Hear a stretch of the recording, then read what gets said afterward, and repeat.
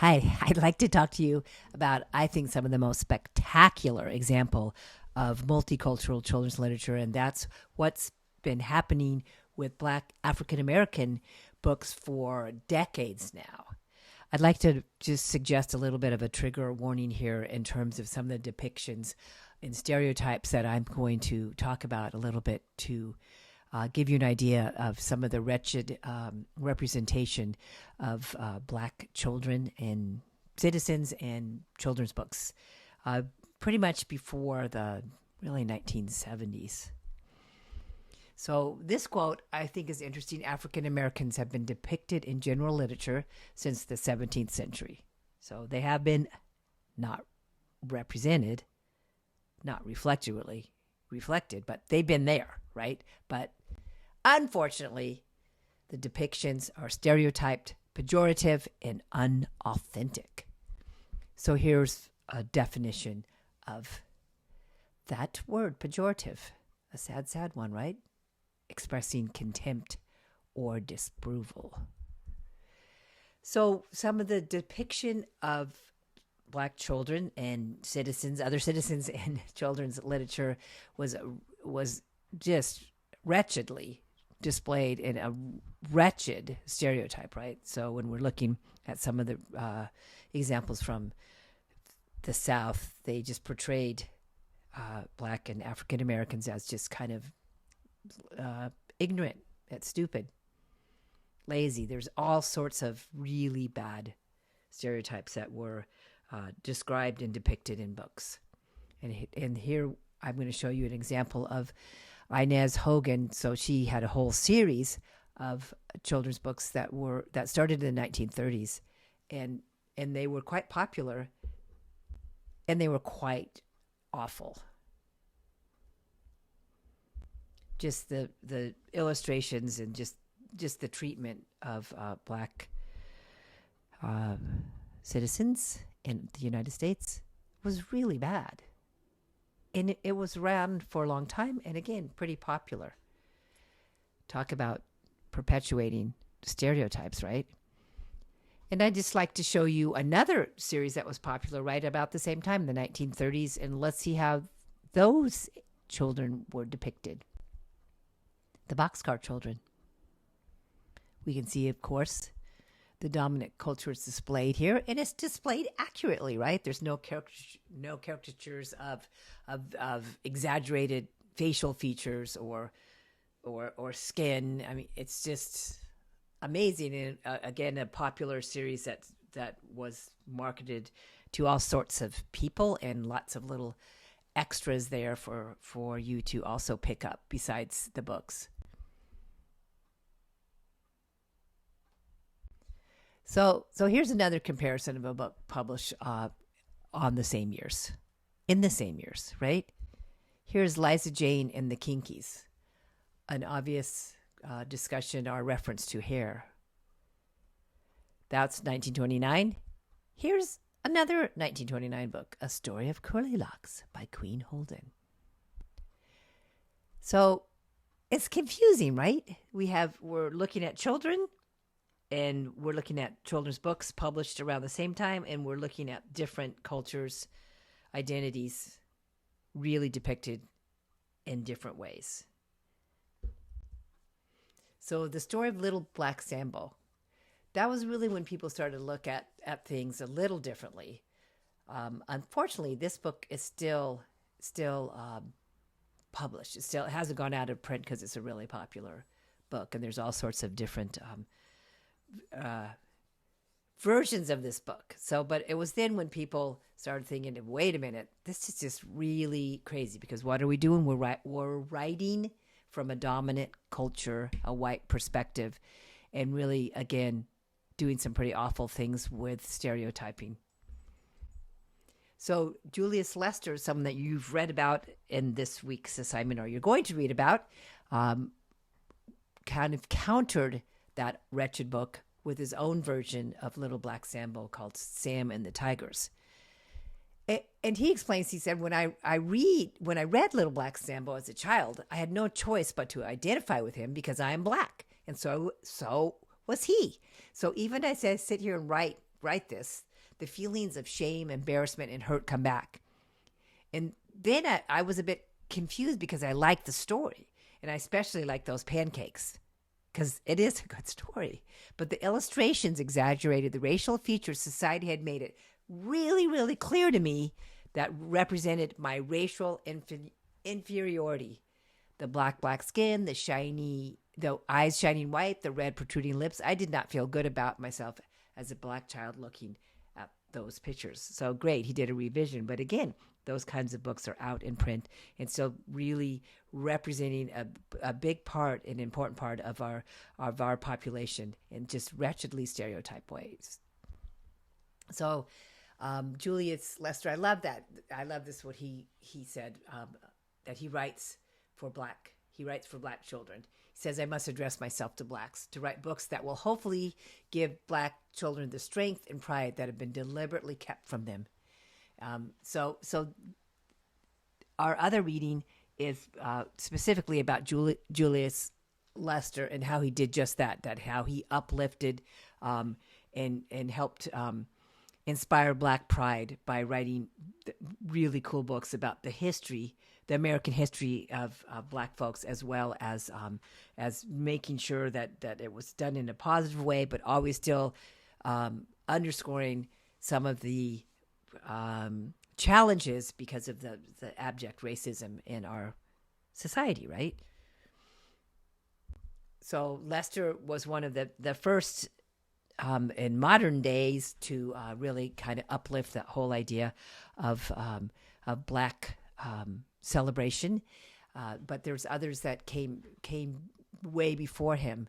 And one of them was Cartel Woodson, who really started looking from a scholarly standpoint at how we might, further the story of black African American peoples in our society, so that we weren't always just slammed with stereotype depictions of them.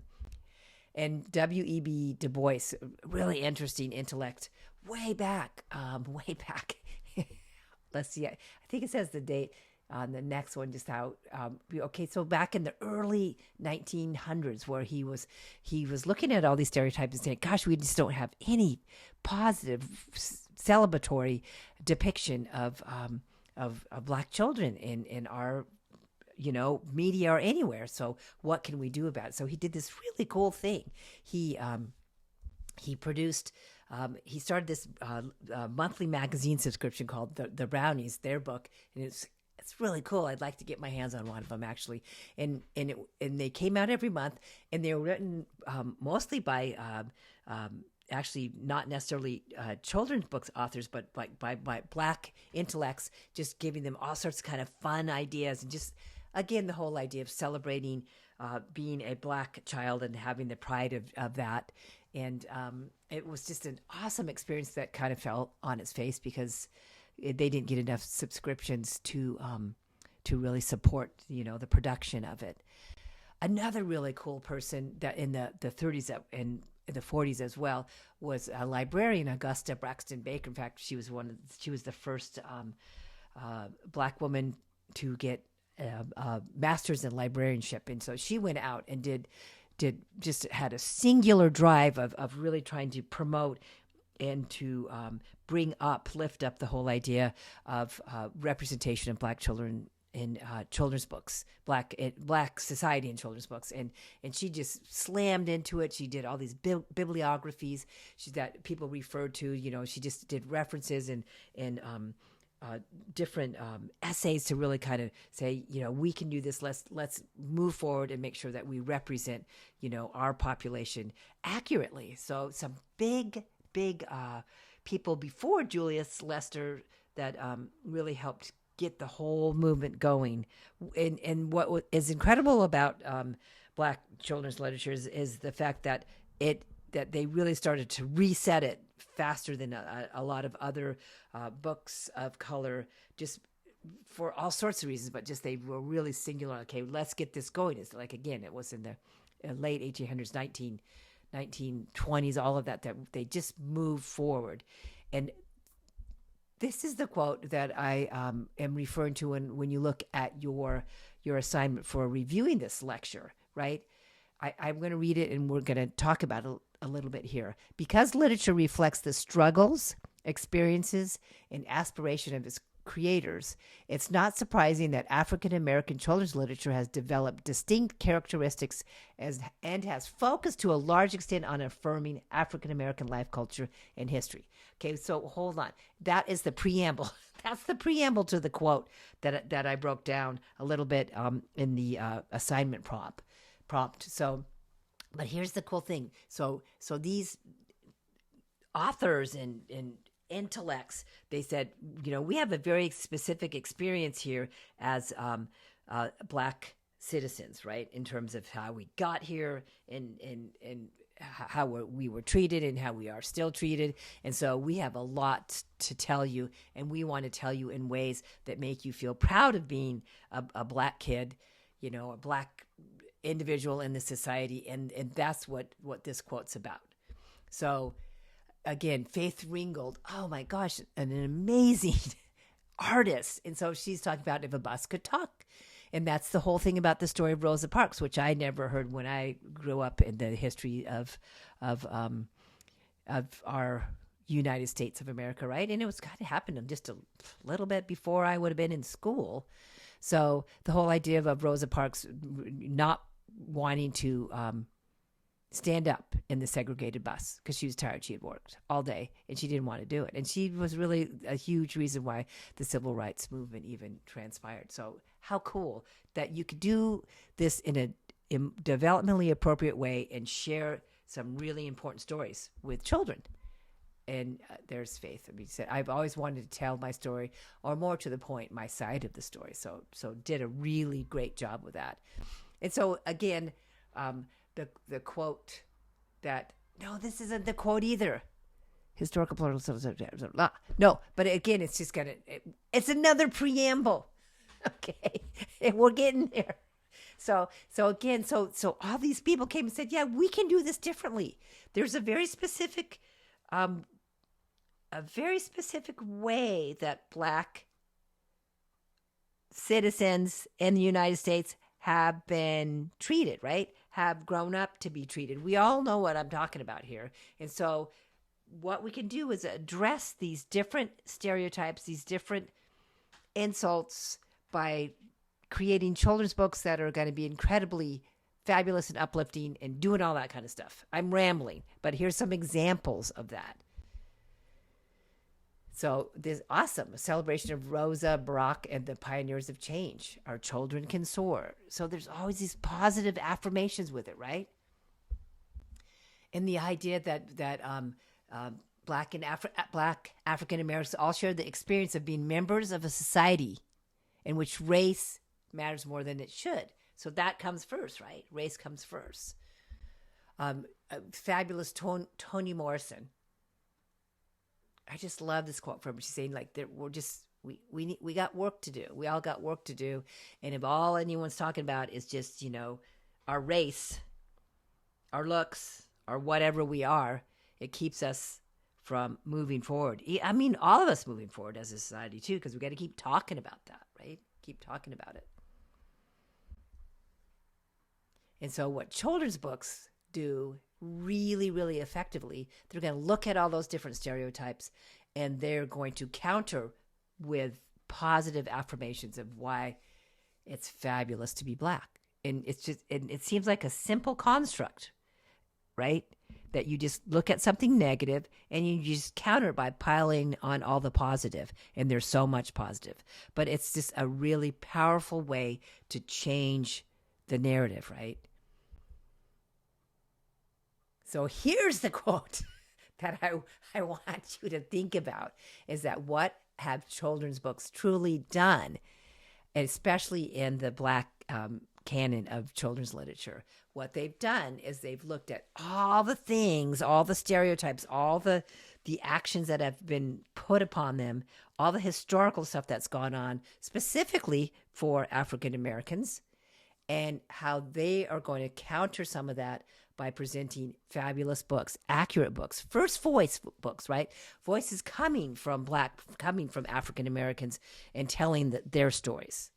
Like, who can tell my story? They're going to tell their stories. And so the themes that are reflected through so many books are these: the effects of racism,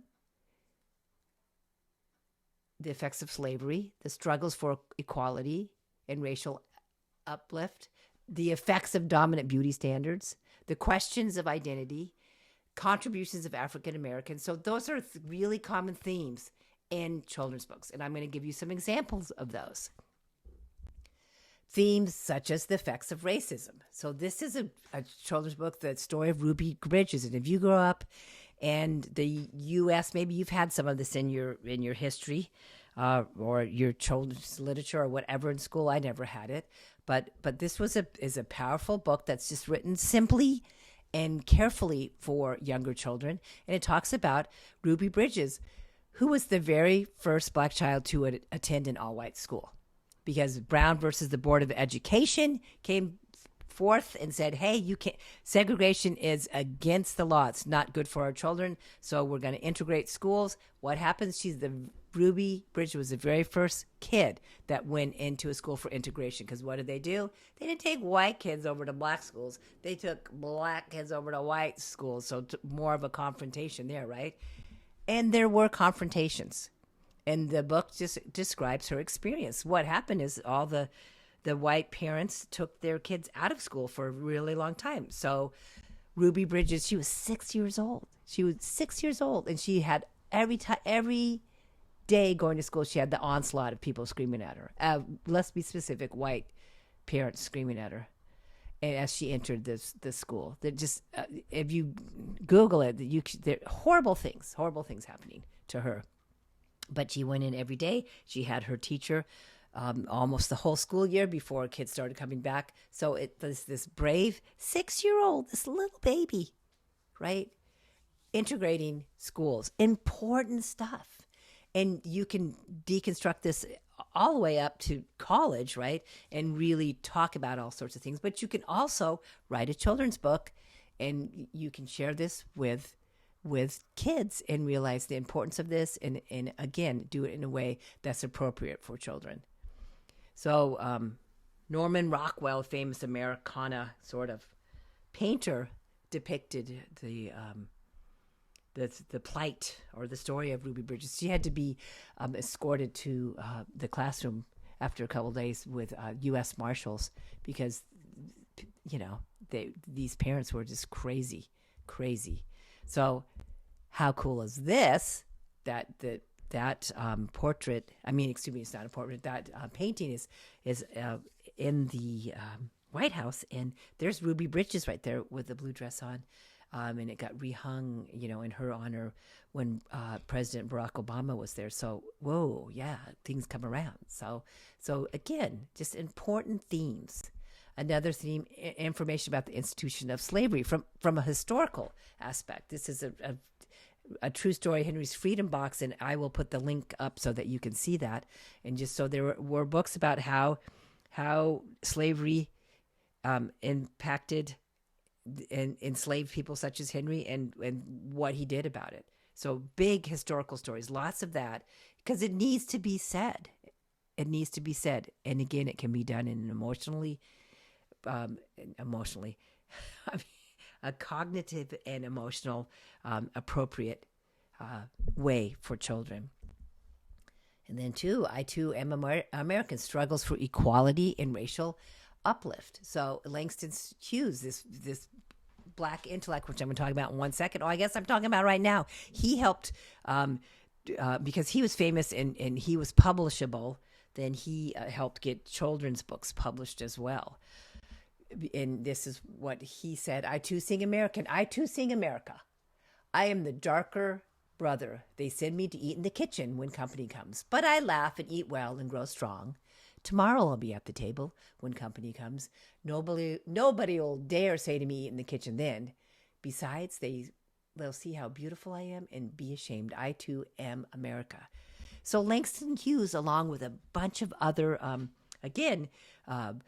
authors, that were doing not children's books. They were doing all sorts of intellectual publications and other things that could get published. They went down and wrote children's books because children's books were not being published by Black authors. And the cool thing about that was that broke open that whole idea of having to really be shut out of these big publishing houses, because it's not like it is now when you can publish zines, you can do all this stuff on the internet. There were huge publishing houses that didn't let people in unless you were really popular, right? So you could sell a lot of books. So people like Langston Hughes helped break down some of those walls. But also a really cool thing you would never think about now is that Black publishing houses evolved, and they were just small printing presses, and they published children's books, by first voice by Black authors, and that was just a big thing at the time because again there was just these huge publishing houses, just protected by the dominant culture, and that's how smaller houses, publishing houses, just broke through and said, yeah, we're going to do it. We're going to do it on a smaller scale, and we're going to do it and represent our people. So incredible stuff. Another theme, a huge theme, effects of dominant beauty culture. Huge. There, if you Google like hair, black hair, or children's books with talking about hair, you're going to come across tons of them, and for good reason, right? Because what are we doing? How do we counter the effects of dominant beauty standards? So we have the white dominant standard says you only can look a certain way, your hair can only be a certain way. It's a huge thing. You know that it is, right? So again, when people say, why are we talking about black hair? Because black hair is political. It's political. It's kept girls out of school. It's kept women out of promotions. It's done all sorts of things. So it's not just an isolated thing. When we talk about conformity, what do we mean? Is that we hold up this thing that, yeah, you need to conform to dress standards. Well, they're white dress standards. They're white ideas of what is conformity. In this video that I, again, will post for you, a black girl was suspended from school because of her hair. And when you look at what their justification was for that, is that, oh, yeah, let's see, what did I wrote it down somewhere here. Where'd it go? Oh, so the idea that, so that they confronted the principal, and the principal said, well, it wasn't about dreadlocks, which she didn't have. It was about that we just really wanted her hair to look neat and organized. That's the look we were going for. So again, that who decides what's neat and organized? So take a look at that video, because it's really interesting, and it just again goes into that what we believe is the right way to look as any individual is the white way, right? Straight hair, just worn in certain styles. So it's a big deal, and it is political. So what do we do to counter it? Those images, what do we do to counter those negative stereotypes? Is we flood the market with other things. And this has been something that's been flooded, and I don't think it's going to come up. If I can get this to come up, I'll just be, okay.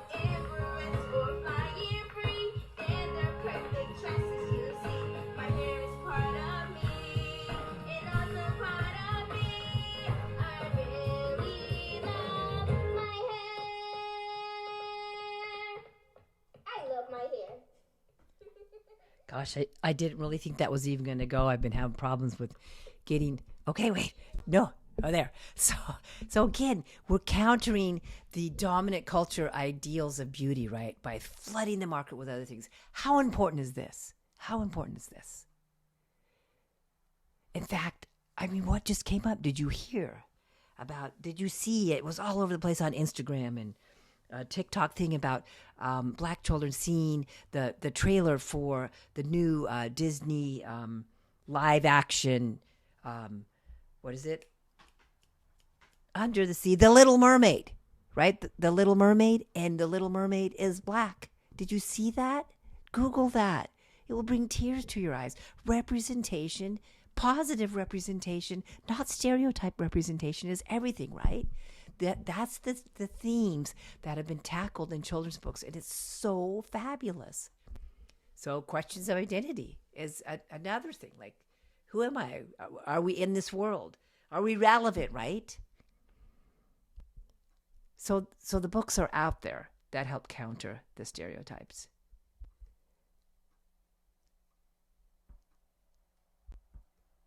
Really important stuff.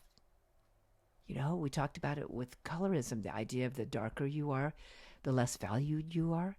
Dominant beauty standards, dominant culture beauty standards. Important ways to see yourself in our society, positive ways, right? And then the contributions of African Americans. Big thing.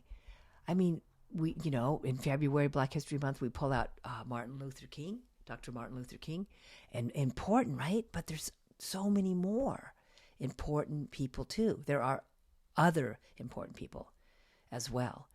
And children's literature just shows it with a bang, just with a bang. It's just so exciting. Sojourner Truth, crazy, awesome.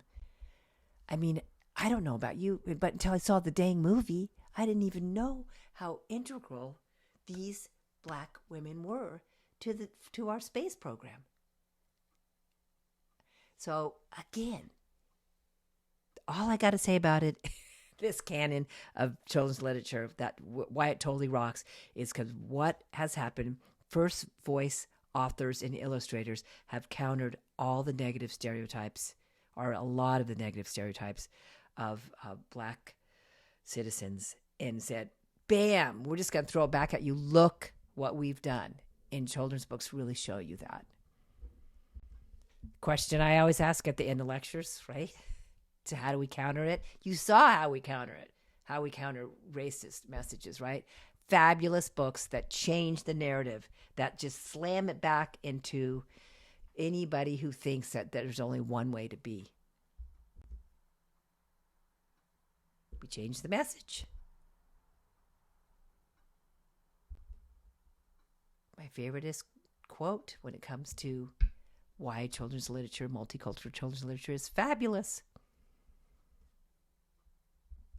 And again, themes such as the effects of racism, information about the institution of slavery, struggles for equality and racial uplift, effects of dominant beauty standards, questions of identity, and contributions of African Americans are common among African American children's literature. Right? That's what this lecture was about. Thank you. See you soon. Or, excuse me, talk to you soon.